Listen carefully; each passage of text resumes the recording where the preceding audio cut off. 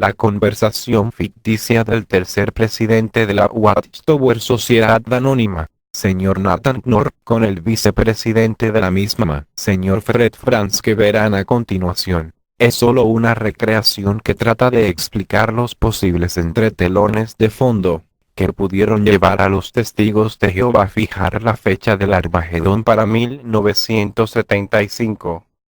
Se trata pues, de una información confidencial obtenida de una persona que fue muy cercana al Sr Fred Franz, y que ya falleció, y supo de las razones de fondo de la sociedad, para fijar esta fecha del Armagedón para 1975. Fred. How many people attending this 1965 assembly? I am the president of the Watchtower and you're the vice president. I need to talk to you right now because we need to explain to all directors the importance to renovate all of our obsolete printer machines we are using today. We are growing in numbers each year, and we need to think in the future of the Watchtower's enterprise. As president of the Watchtower, I am fully dedicated to management, but you, as my vice president, you are our theologian counselor. We need to invest money in modern printers machines offered today in the market. These modern printers offered today by firms, they're by far faster than our machines, and the best of them, they don't need to beat up the paper using types. I have been skimming catalogs of printing machines, and I found one brand, Woodhoe, that attracted my attention. This big Woodhoe machine costs $1,600, and has the advantage that it prints 100,000 books daily.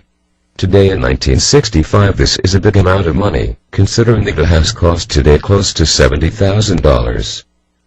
Besides, we need to buy another 24 brand new, printer machines.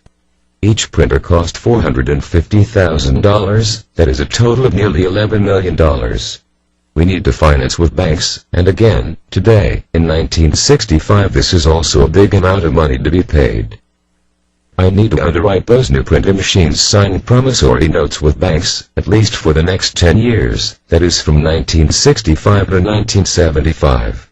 To pay off all that debt, we need to ensure that we will have the money at the right time. We need those new machines be paid alone with their own production.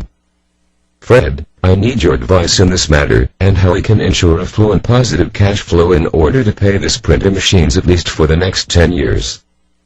Well, Nathan, I have understood your point. I have the solution for your financial problem. In order to ensure a positive cash flow to pay all those debts of the new printers machines, we need also to ensure production in such a way that those new machines can get paid along with new printed important messages. My idea is to bring out something important in a new book. We have to create an interest in the public to buy that book in order to sell millions and millions of it during the next 10 years. I am going to fix another date for Armageddon, and because we need 10 years of assurance, from now on, this new date will be for September 1975. Members will be scared from a close doom to mankind. We will urge them to dedicate more time in the field service to sell this new book announcing the Armageddon by the fall of 1975. By this psychological system, our arks will be full of money to pay the banks. What do you think? Fred. That is a great idea, but don't you think that this can be counterproductive? What would happen when 1975 arrives and nothing happens? We are going to lose members and we are going to remain as truly false modern prophets. We have suffered a big discredit in the past with Charles Taze Russell, when he ensured Armageddon for 1914, then for 1918, and nothing happened. How can we forget my friend Joseph Rutherford, who also ensured his followers the Armageddon for 1925, and then for 1941? In fact, this will discredit us much more. What do you think, Fred? Well, Nathan, as a matter of fact, we are going to lose members at the beginning with this false date, but only in the first year. Most members will stay in the organization because they like very much their privileged positions inside the congregations.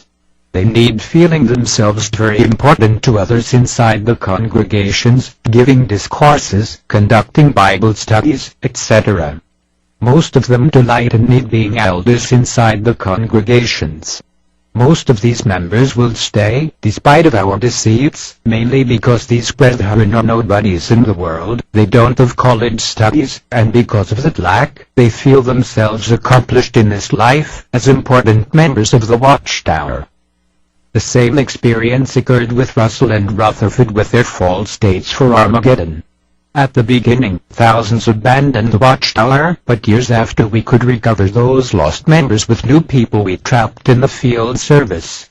We have never mentioned to those new members the shameless past of our organization. These new members haven't been worried or interested to investigate the dark past of the Watchtower, and we count that the same thing occurred after 1975. The world is full of ignorance and stupid people that will be disposed to believe anything we can tell to them, even disposed to believe that we are the unique channel of God on earth. And because of this, we are not going to stop growing each year. Do I explain well myself, Nathan? Okay, Fred. Go ahead. I will talk to all directors about the printing machines to be purchased before long. Also, I am going to arrange a reunion with all directors, including all members of the governing body, so you can explain to all of them, with full details, the importance to establish this new Armageddon date for 1975, in order to ensure the necessary cash we will need to settle bank's debts. In the meantime, you can think in the name of your new book announcing the new date for 1975, where you can explain all backups you have to support the year's definitive. Yes, Nathan. I plan to entitle my book Everlasting Life and Freedom of the Sons of God, to be published at the latest, next year 1966. I will put in my book some calculation numbers that drives us to the year 1975. Thank you, Fred, for your aid.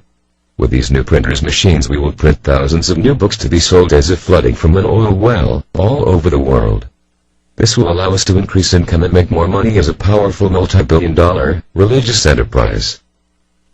This is not possible. All is possible in the twilight zone of the Watchtower.